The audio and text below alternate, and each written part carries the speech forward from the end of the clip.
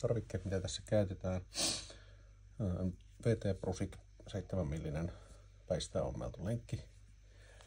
Köysi, mitä mä käytän, on laimeusbelttinä. Tää on noin 9 milliä paksua. Ja 1 kappale sulkurenkasta. Mallia lukittava.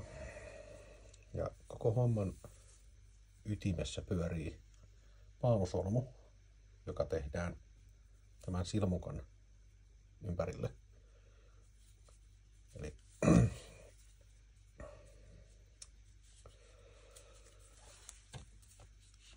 tällä tavalla. Ja nyt alkajaisiksi tämä solmu tehdään tämän köyden ympärille sillä tavalla, että asetetaan tämä silmukka tähän poikittain. Tuodaan loppuhäntä täältä köyden takakautta ympäri. Pyöräytetään tähän silmukan ympäri näin. Ja sitten silmästä sisään. Siinä on nyt paalusolmun sisään suljettu tämä pääköysi. Ja tämä asetellaan tämän näköiseen asentoon. Sitten tämän lopun voi tehdä monella tapaa, mutta tämä nyt on yksi, mikä on mulla toiminut. Tuohon noin, että tämä lähtee täältä, kun tämä on näin päin, tämä solmuni vasemmalta puolelta ympäri. Lähdetään pyörittämään tästä ylöspäin kierteelle. Kierrosten määrä on sopiva, mutta tässä tapauksessa mulla taitaa nyt olla 5 täyttä kiekkaa. Ja sitten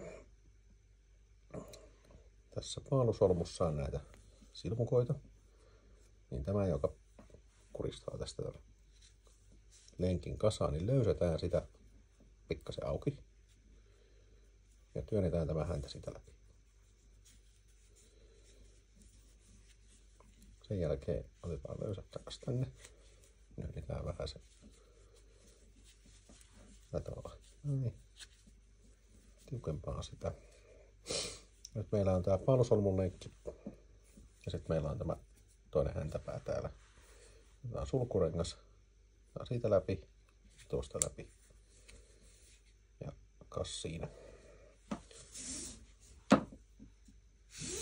Ja tämä toimii nyt sillä tavalla, että tässä on hyvin yksinkertainen kitkasolmu täällä päässä. Ja tämä kun lähtee tästä kiristämään, niin se painuu tätä lenkkiä vasten täällä, joka työntää sitä eteenpäin. Ja nyt kun tämä on tehty, niin käytännössä tässä kannattaa hieman käydä roikkumassa ja liikutella sitä edestakaisin. Sitten kun se on asettunut, niin tullaan tänne. Yleensä kun se rojahtaa muutaman kerran, niin se muuttuu vähän liukkaammaksi. Sitten otetaan tästä, täällä on nyt kitkasolmun osuus ja sitten on tää paalusolmun osuus. Otetaan täältä kitkasolmun osuudesta syöttämään tänne paalusolmuun materiaalia. Pyöritetään se täältä ympäri. Nyt hyvinkin pieni määrä vaikuttaa aika paljon. Otettiin ehkä sentin verran tänne.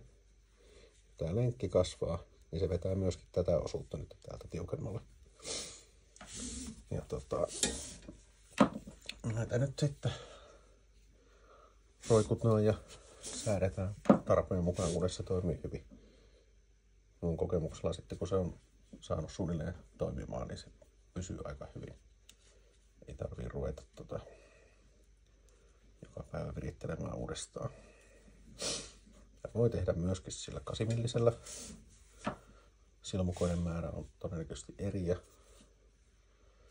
pituus kasvaa näiden lenkkien takia pikkasen pidemmäksi.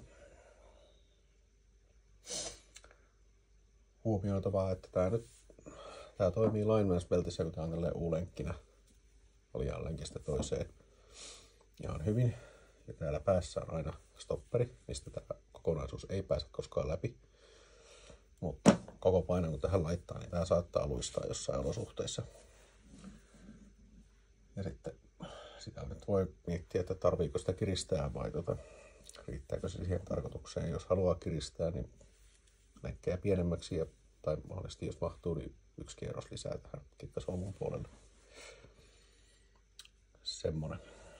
Ja sitten täällä kiinteässä päässä mulla nyt on sitten kans lukkosulkkari ja on tehty 3 kierroksella tämä solmu, eli se on kaiketi scaffold knot, jos se haluaa etsiä jostakin ohjeen. Ja kiristyy aika tiukkaan, mä rupean sitä aukaisemaan. Mä laitan vaikka videon linkin siihen johonkin. Semmonen kokonaisuus. Ja niinku ei pidä ääntä. Paitsi sitten kun nää osuu toisiinsa.